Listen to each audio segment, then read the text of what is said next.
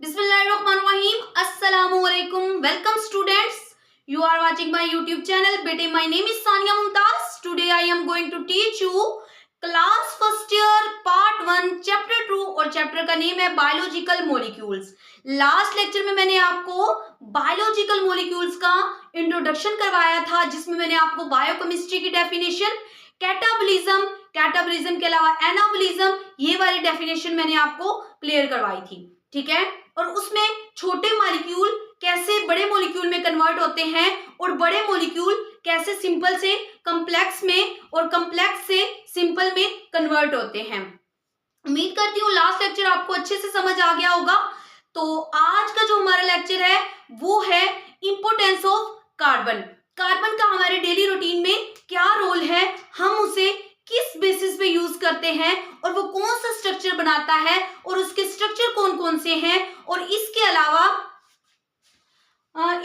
वो बॉन्ड किस किस के साथ बना रहा होता है, इन सब चीजों को हम किस में रीड करेंगे, इंपोर्टेंस ऑफ कार्बन में रीड करेंगे। ओके मेरा बेटा, तो चलते हैं अपने टॉपिक की तरफ। जरा देखें, सबसे पहले हमारे पास क्या है, इंपोर्टेंस ऑफ कार्बन। तो हमें ये भी पता है बेटे, कार्बन जो होता है वो बेसिक एलिमेंट है किसका, हमारी लाइफ का भी, और इसकी कौन सी प्रॉपर्टीज होती है, यूनिक प्रॉपर्टीज होती है। ठीक है, carbon basic element of organic compounds. हमें पता है ऑर्गेनिक कंपाउंड्स क्या होते हैं, जिसमें एट अ टाइम कार्बन भी होते हैं और हाइड्रोजन भी होते हैं। ये दोनों जब प्रेजेंट होते हैं तो हमारे पास कौन से कंपाउंड्स बने होते हैं, ऑर्गेनिक कंपाउंड्स बने होते हैं। और जब हमारे पास कार्बन और हाइड्रोजन इकट्ठे कंबाइन नहीं कर रहे होते तो उस वे में हमारे पास क्या बनते हैं, इनऑर्गेनिक कंपाउंड बने होते हैं।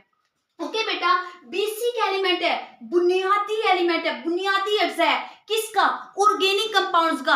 कौन है, कार्बन है। ठीक है, उसके बाद जरा देखें इसकी सारी की सारी कौन सी प्रॉपर्टीज है, यूनिक प्रॉपर्टी रखता है, बहुत ही अच्छी खुसूसियत वाली प्रॉपर्टीज रखता है, इसकी बहुत ही आला खुसूसियात है।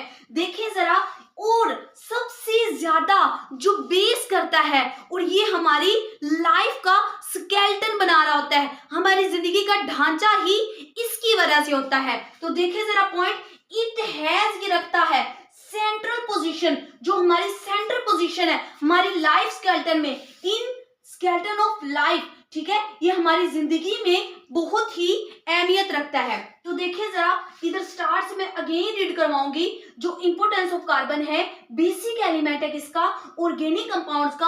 और हमें पता है ऑर्गेनिक कंपाउंड्स वो होते हैं जिसमें कार्बन और हाइड्रोजन इकट्ठे होते हैं। उसके अलावा यूनिक प्रॉपर्टीज होती हैं उसके पास। यूनिक प्रॉपर्टीज के अलावा बेटा वो एक सेंट्रल पोजीशन लगता है किसमें, हमारी जिंदगी में। ओके मेरा बेटा, अब जो कार्बन है वो क्या हमारे पास बना रहा होता है, हमारी लाइफ में बहुत ही इंपोर्टेंट चीज बना रहा होता है। उसे हम क्या बोलते हैं, कोवलेंट बॉन्ड बोलते हैं। कोवलेंट बॉन्ड क्या होता है, द म्यूचुअल शेयरिंग, जिसमें म्यूचुअल शेयरिंग हो रही होती है इलेक्ट्रॉन की, म्यूचुअल शेयरिंग इलेक्ट्रॉन्स की होती है टू कंप्लीट करने के लिए इलेक्ट्रॉनिक शेल्स। ठीक है, म्यूचुअल शेयरिंग ऑफ इलेक्ट्रॉन्स, जिसमें म्यूचुअल शेयरिंग होती है इलेक्ट्रॉन्स की कंप्लीट करने के लिए, किसको, इलेक्ट्रॉनिक शेल को। ठीक है, ओके बेटा, जरा नेक्स्ट आप देखेंगे, कोवलेंट बॉन्ड तो बनाता ही बनाता है, उसके अलावा ये बहुत ही इंपॉर्टेंट शेप बना रहा होता है। और वो वाली शेप हमारे पास कौन सी होती है, टेट्रावेलेंट शेप होती है। कौन सी शेप होती है, टेट्रावेलेंट, मतलब कि चार कोनों वाली शेप। ठीक है, फोर कॉर्नर वाली शेप ये रखता है। कौन रखता है, कार्बन रखता है। जरा देखें, it is a tetravalent. Tetravalent का मतलब होता है चार कोनों वाली ये शेप रखता है, और ये चार ही बॉन्ड्स बना रहा होता है दूसरे एटम्स के साथ। हमें पता है जब वो टेट्रावेलेंट है तो क्या करेगा, चार कोने तो हैं उसके, उन्हीं चार कोनों को किसी दूसरे एटम के साथ कंबाइन करेगा। क्या करेगा, कंबाइन करेगा, और अपने आप को क्या करेगा, स्टेबल करेगा। तो जरा देखें मेरा बेटा, ये देखें हमारे पास ये कार्बन है, एक इसने हमारे पास यहाँ पे बॉन्ड बनाया, यहाँ पे बनाया, यहाँ पे बनाया, फोर बॉन्ड ये बना रहा है, और एक मुकम्मल इसकी टेट्राहेड्रॉन शेप आ रही है। कौन सी शेप आ रही है, टेट्राहेड्रॉन शेप आ रही होती है। ठीक है, इन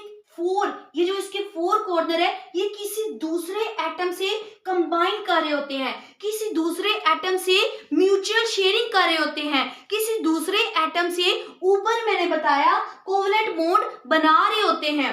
ओके बेटा, देखें द अरेंजमेंट ऑफ 4 बॉन्ड्स, दोबारा से बता रही हूं, ये जो 4 बॉन्ड्स की अरेंजमेंट होती है, कितने बॉन्ड्स की, ये जो 4 बॉन्ड्स की अरेंजमेंट होती है सिमेट्रिकली, मतलब एक ज्योमेट्री के तौर पर इन अ टेट्राहेड्रॉन, 4 कोनों में, इट गिव्स, तो ये क्या दे देता है, स्टेबल कर देता है, एक स्टेबल शक्ल को प्रोड्यूस कर देता है, बहुत अच्छी शेप बना देता है। जब दूसरे के साथ कोवलेंट बॉन्ड बनाएगा, टेट्राहेड्रॉन की जो अपनी उसकी शक्ल है उसे दूसरे के साथ शेयर करेगा, 4 कोनों को दूसरे के साथ जोड़ेगा, तो एग्जैक्ट सी बात है कि क्या करेगा, खुद को स्टेबल करेगा और अपनी जो शक्ल है उसे नहायत ही खूबसूरत बना लेगा, दूसरों से हेल्प लेकर। ओके बेटा, देखिए जरा, कार्बन जो है इसके अलावा बहुत ज्यादा जो है वो शेप्स प्रोड्यूस कर रहा होता है। उसमें क्या है, हमारे पास स्ट्रेट चेन बन रही होती है, इसके अलावा हमारे पास ब्रांच्ड चेन बनती है। स्ट्रेट चेन जिसमें सीधे सीधे कार्बन और हाइड्रोजन जुड़ रहे होते हैं, ब्रांच चेन जिसमें ऊपर भी नीचे भी और साइडों पे भी जुड़ रहे होते हैं, वो हमारे पास क्या कहलाती है, ब्रांच चेन कहलाती है। और रिंग स्ट्रक्चर, जो एक हमारे पास क्या होता है, गोल रिंग सा स्ट्रक्चर बना रहे होते हैं। ओके बेटा, इट फॉर्म्स, और ये आल्सो, ये दूसरों के साथ क्या कर रहा होता है, बॉन्ड भी बना रहा होता है, जिसमें हमारे पास क्या है, hydrogen, oxygen, nitrogen, sulphur, phosphorus. देखिए बेटा, जो हमारे पास कार्बन है ये दूसरों के साथ भी बॉन्ड बनाता है, दूसरों के साथ ये कैसे बॉन्ड बनाता है, ठीक है, आपने इस चीज को रीड करना है। हाइड्रोजन के साथ कैसे बॉन्ड बनाता है, ऑक्सीजन के साथ कैसे बॉन्ड बनाता है, नाइट्रोजन के साथ कैसे बॉन्ड बनाता है, सल्फर के साथ और फास्फोरस के साथ, ठीक है, इन सब चीजों के साथ बॉन्ड बनाकर कौन सी स्टेबिलिटी कायम करता है, कौन सा इंपॉर्टेंट रोल प्ले करता है। तो देखिए जरा, कार्बन जब हाइड्रोजन के साथ जुड़ता है तो सबसे इंपॉर्टेंट रोल प्ले करता है, क्या करता है, सोर्स ऑफ एनर्जी, एनर्जी का जरिया बनता है। हाइड्रोजन के साथ मिलेगा तो क्या करेगा, एनर्जी का एक जरिया बन जाएगा। उसके बाद जब CO, जहां पे आपके पास C के साथ ऑक्सीजन आगे, कार्बन के साथ ऑक्सीजन आगे कंबाइन करेगा, तो मेरा बेटा आपने ये समझ लेना है वहां पे क्या बन रहा है, ग्लाइकोसिडिक बॉन्ड बन रहा है। कौन सा बॉन्ड बन रहा है, ग्लाइकोसिडिक बॉन्ड बन रहा है। और ग्लाइकोसिडिक बॉन्ड क्या करता है, कार्बन के स्ट्रक्चर को बरकरार रखता है, कार्बन के स्ट्रक्चर को क्या करता है, मेंटेन करता है, उसे हिलने जुलने नहीं देता, मेंटेन स्ट्रक्चर ऑफ कार्बन। जब ये हमारे पास कार्बन नाइट्रोजन के साथ अटैच होता है तो हमारे पास नाइट्रोजन बेटा जहां पे भी आ जाए, ऑक्सीजन आएगा तो पेप्टाइड बॉन्ड बनाएगा, नाइट्रोजन आएगा, ऑक्सीजन आएगा तो ग्लाइकोसिडिक बॉन्ड बनाएगा, नाइट्रोजन आएगा तो पेप्टाइड बॉन्ड बनाएगा। और हमें पता है जहां पे नाइट्रोजन आता है वहां पे अमाइनो एसिड प्रेजेंट होते हैं। अमाइनो एसिड कौन होते हैं, जो प्रोटीन से मिलकर बनते हैं, present in amino acid. Okay, जब हमारे पास कार्बन जो है सल्फाइड बॉन्ड के साथ मिलेगा तो क्या होगा, इसमें प्रोटीन होगी, इसमें प्रोटीन के मॉलिक्यूल होंगे, और जब इसके साथ फास्फोरस के साथ तो फॉस्फोडीस्टर बॉन्ड बनाएगा जो कि प्रेजेंट होता है न्यूक्लिक एसिड में। ओके बेटा, मुझे लगता है कि आपको ये वाला टॉपिक अच्छे से क्लियर हो गया होगा। अब देखिए जरा, हमारे पास आगे ये 2 कैटेगरीज में जाता है, एक हमारे पास मैक्रोमोलिक्यूल्स, एक हमारे पास माइक्रोमोलिक्यूल्स। मैक्रो और माइक्रो से आप पहले से कुछ ना कुछ वाकिफ होंगे, पहले से आप इसे जानते होंगे, पहले से आप इसके भाई बहन बचपन में मतलब के 9th में बन चुके होंगे। हमें पता है मैक्रोमोलिक्यूल बहुत ही क्या होते हैं, हैवी होते हैं, ठीक है, इनका बहुत वेट होता है। मैक्रोमोलिक्यूल हाई मोलिकुलर वेट होता है इसके पास, और माइक्रो के पास लो मोलिकुलर वेट होता है।